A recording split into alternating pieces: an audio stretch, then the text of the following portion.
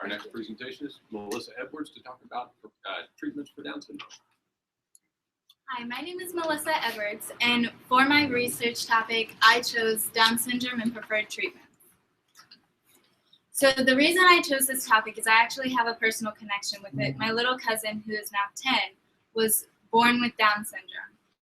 And throughout the years, I've helped take care of him and watch him over the summers and kind of see how he's developed in the way that he's learned to deal with the obstacles that he's faced with and the way his parents are dealing with it as well. That's him in the middle, and that's his twin brother. During my research, I found this quote: "The only disability in life is a bad attitude." And I believe that so many people treat children with disabilities differently and think that they can't be the same as us, they can't do what we do. They have to have all these special treatments, so obviously their lives have nothing to do with the way that we live our lives. And I definitely think that that is the greatest disability we all face, because their lives do have so many similarities as ours, and they do function the same as you and I do. During my research, I found that there are many different ways that these children learn to adapt to their lives, and their parents learn to adapt to that life. The biggest lesson I learned was actually from the lady I interviewed, Dr. Mistretta, Mr. Caraway's wife. And the biggest thing that she taught me was that treatments are different for every child. Every child is completely different, just like any kid in a classroom is different. These children, all their treatments are specialized because all of their lives and all of their disabilities are specialized. So for my internship, I internshipped and shadowed therapists at Rappahannock Rapidan Community Services, based out of Culpeper. When I got in touch with the coordinator, the special needs coordinator over at Rappahannock Community Services, she sent out an email letting all the therapists that I was open to following anyone and working with anyone in that field, because I really wanted to see all aspects of treatment: the physical, the mental, the occupational, all of the treatment methods that are used to help these children. And they work only with kids, only from infants to toddlers, so up to 3 years old, before the children are rotated out of their system. For the first day that I went on my internship, I was with Miss Pamela Lang, and she is a physical therapist, and I went on 2 home visits with her.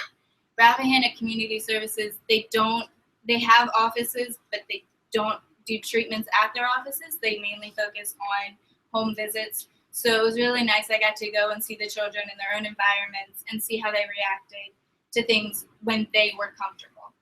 So for my first visits with Pamela Lang, I did it after school one day, and I got to see the normal checkup for her and help her fill out the forms that say, this is where the child is at this time, this is our short-term goal, this is our long-term goal. So the short-term goal only ranges up to about a month or 2, whereas the long-term goals they set for every 6 months.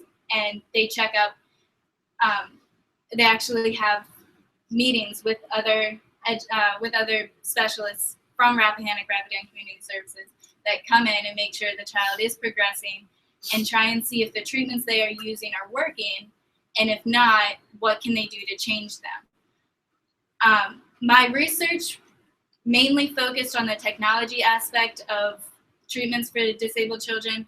However, for Rappahannock Rapidan Community Services, they didn't use so much technology as they did just everyday objects that the kids were using anyways. So the toys that they were playing with, listening to mom and dad, that sort of thing.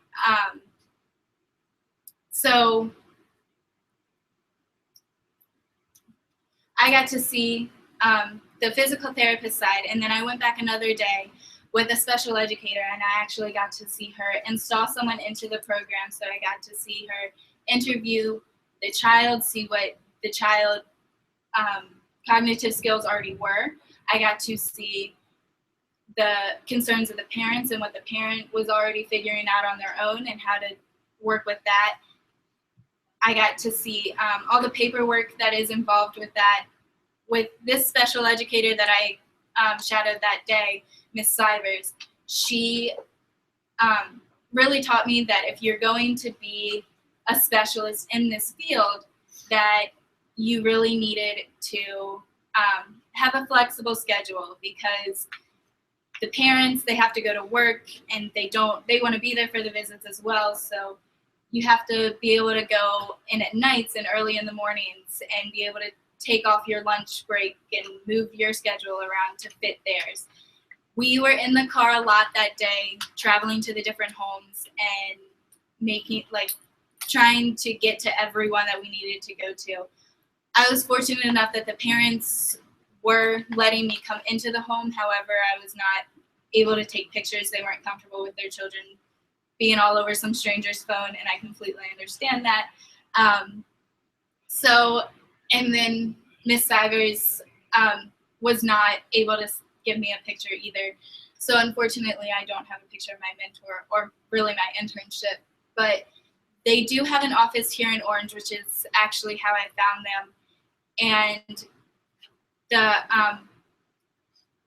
office there, I know as many of you are trying to get in or have gotten into your internships, if you're dealing with anything of confidentiality, it is very hard to do anything if you're not 18. I was lucky enough that they were able to work with me and say, you're not 18 yet, but here's what we're willing to do, and if your parent signs off, this is what we can do for you. So it really opened my eyes to figuring out that the time management of the treatment side of these children. For my community service, I worked here at the Orange County High School. I worked with the special education class during fourth blocks. This is my community service mentor, Ms. Bond.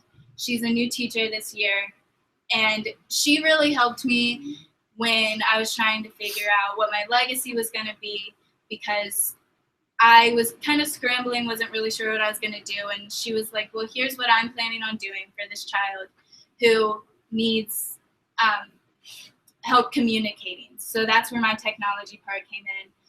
And when I say technology, I don't always mean like computers and stuff like that, but for this project, we used a book that he was able to put pictures on and take pictures off of and kind of form sentences so that he could let us know what he needed to get done, what he wanted and what his needs were when he couldn't speak, when he got too worked up to actually talk to us and let us know. Here's a picture of the book. So this is the book that we created. It's got all the little pictures of things that he likes, things that he uses in everyday life. So his iPad, his Leapfrog, his iPod, and headphones. He does a lot of stuff with technology, and he does, it helps keep him calm, and he learns through the technology himself. So because he can't sit down and focus for long periods of time. So this was a great way for him to learn. And we had to teach him that he needed to, he had to come to us and pick up one of these, whichever one he needed, and place it in our hand before we put it down on the blue strip down here to let us know. The hope is that as we continue working with him, we will start using words and start using other objects to actually form full sentences down on the bottom on that blue strip. This is the log that I had to keep. It just said, did he need prompting to use the book? Could he do the book by himself? Was he using it promptly? Was he okay with using it? And it recorded how many times he used it and, the time intervals. We actually had him do it quite a lot. We put a time limit on his iPad so that way we could see if he was learning actually how to use the book instead of just doing it when we told him to, and just knowing that he got what he wanted when he used it. For the other part of my community service, I worked with the Special Olympic Bowling. I would go to Charlottesville on Sundays and work with these team members of kids with special needs. This is actually a boy that I got really close with there. His name is Noah. He also has Down syndrome, and he did really well, and I was able to help teach him how to bowl correctly instead of just flinging the ball down the alley.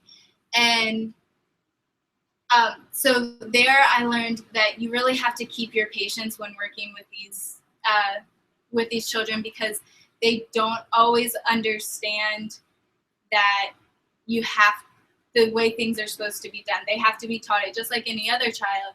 They're just a few years behind.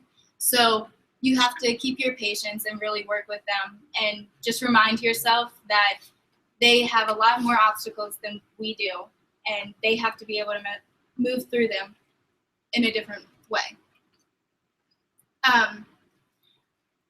So this project really got me thinking about what I wanted to do in my life, and I always knew that I wanted to do something in the medical field, which is why I started researching this topic in the first place.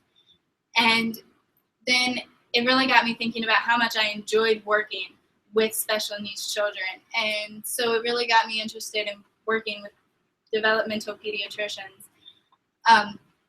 This has also opened so many doors. I gained so many contacts, including Mr. Caraway's wife, Dr. Mistretta, and the other special educators around here, and the ones working actually in the field through Rappahannock Community Services.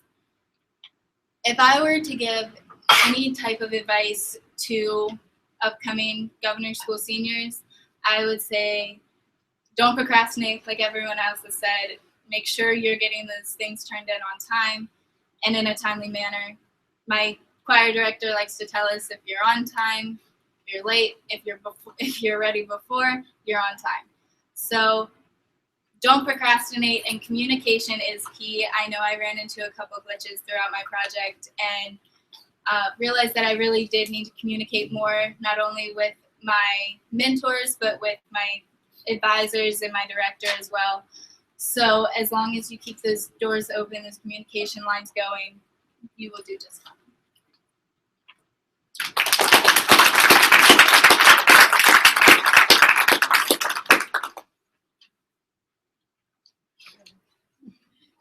Okay, so something that I find interesting because of just science background is that there's a lot of research being done into things like Down syndrome, into things like autism, where it's like, if we find the source of the problem, you can then fix that problem. And a lot of parents of kids who have these like, I guess, developmental delays or anything say, this isn't a curable thing. Like, this is our child. There isn't a problem here. This is just who they are. And so I'm just curious how kind of you come into that, because you're interested in the medical part of it, and you've also seen the social part of it and all the technology that we use and like the support systems that are available. So it's like, for me, I'm like, no, there's a problem. Like, there's an extra chromosome. Like, that's a problem. And so I'm kind of like, well, how do you feel like about that? That this isn't a curable thing. This is just who they are, versus it's also a pretty severe, like, sometimes limitation. For myself, I feel like that there isn't a problem. This is just who they are. They were born with that chromosome. It is a genetic thing, not medical, genetic thing, and that is just who they are. I believe there are ways that we can help them develop throughout their life, and that's a great way technology comes into it. I do not think it is a curable, fixable thing, because I don't see a problem. I see, just another child, like any other child. I'm really bad at sports. Someone can teach me how to be good at sports, but I'm really bad at sports. Whereas these children, children with Down syndrome, they're not real great at communicating because of their enlarged tongues. But they can be taught different ways, like sign language and augmented communication devices, which speak for the child. All they do is press buttons, or like Savon uses the book, just to help them, just to teach them how to communicate. Answer your question. When you would go into the homes and with your mentor, what were some examples of how everyday objects were being used? So for the first home visit I went on, the child, they were mainly working with the physical aspect of it. She had a problem with her left side. So we were placing her favorite toys and placing noise devices across the room to see her crawl towards them, to see if she looked that way on her left side, and to see if she reached for it with her left hand or if she was always using her right hand. We also used food because it was around snack time for her, before she got really cranky and she just decided she didn't want to be shown off anymore. So we used those, and it really helped the physical therapist analyze what we could do to help. And she asked me, and we were talking about it, and what we decided was placing like all her toys on her left side. And instead of letting her reach with her right arm around, kind of her parents sitting over there, and when she goes to reach for it, kind of block her right hand, not in a mean way or an aggressive way, just kind of put the right hand back and try and get her to use her left hand. And we did the same thing when we placed her in her high chair. We would put the snacks on the left side of the tray, and little kids have short arms, so they can't reach. She couldn't reach the left side of the tray with her right hand, so she had to use the left. Did you find that the parents, did you find more parents being optimistic about this, not just find Some of the parents feeling defeated as though their child is different, they can't do what the other kids can do. Most parents, from what I saw in my actual internship, were very optimistic. The research that I did showed that a lot of, especially mothers, got very depressed and were very put out by the disability that their child had. But as far as my own experiences, I have seen great things. I know one little boy, during my full day on my internship with the special educator, we went for a 6-month checkup, and she had this one child who was born without actual arms. He had hands but no arms, so he rolled around a lot and used his feet for everything. But his mother was so optimistic and just pointed out all the progress that he had made and how he was, when he was born, he wasn't moving really at all. But now he rolls himself down the hallway to go play with his brothers, and he's not even a year old yet. So it was, from what I saw myself, the parents were very, very optimistic.